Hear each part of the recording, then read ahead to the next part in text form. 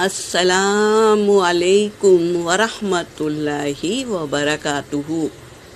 سورۃ الحج آیت نمبر 34 اور 35 کی تلاوت کر رہی ہوں۔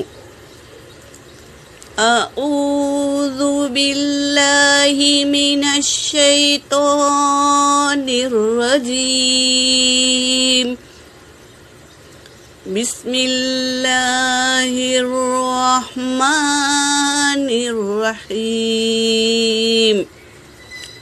وَلِكُلِّ أُمَّةٍ جَعَلْنَا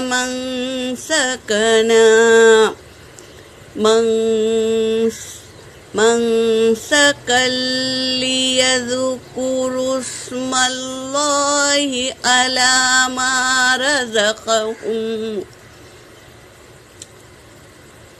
عَلَى ما رزقهم من بهيمة الأنعام فإلهكم إله واحد فله أسلموا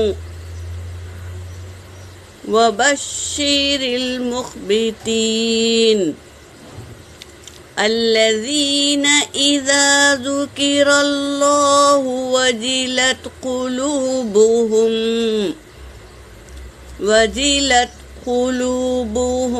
والصابرين على ما أصابهم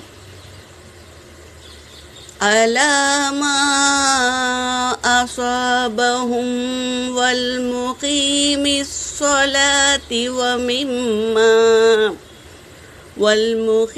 الصلاة ومما رزقناهم ينفقون۔ صدق اللہ العلی العظیم۔ ترجمہ کر رہی ہوں۔ وَلِكُلِّ اور ہر ایک امت کے لیے، امتن ہر ایک امت کے لیے، جعلنا ہم نے بنا دیا، منسکن قربانی کرنا، ہر ایک امت پہ فرض کر دیا اللہ تبارک تعالیٰ نے قربانی کرنے کا۔ جس کے پاس استطاعت ہو اس پر فرض کر دیا قربانی کرنا۔ لیذکروا اسم اللہ تاکہ وہ ذکر کرے اللہ کا، علی ما رزقہم اس پر جو رزق دیا ہم ان کو، اللہ نے رزق دیا، مال دیا تو قربانی کرو اور اللہ کا ذکر کرو۔ من بہیمت الانعام چوپایوں پر ذبح کرتے وقت اللہ کا ذکر کرو۔ قربانی کرتے وقت بسم اللہ اللہ اکبر کہو۔ فَإِلَٰهُكُمْ پس تمہارا معبود الہ واحد، تمہارا الہ واحد ہے، ایک ہی معبود ہے تمہارا۔ فَلَهُ پس اس کے لیے اسلموا فرما بردار ہو جاؤ، جھکا دو اپنے آپ کو، تو اس کے لیے فرما بردار ہو جاؤ۔ وَبَشِّرِ الْمُخْبِتِينَ اور خوشخبری دے دو عاجزی کرنے والوں کو۔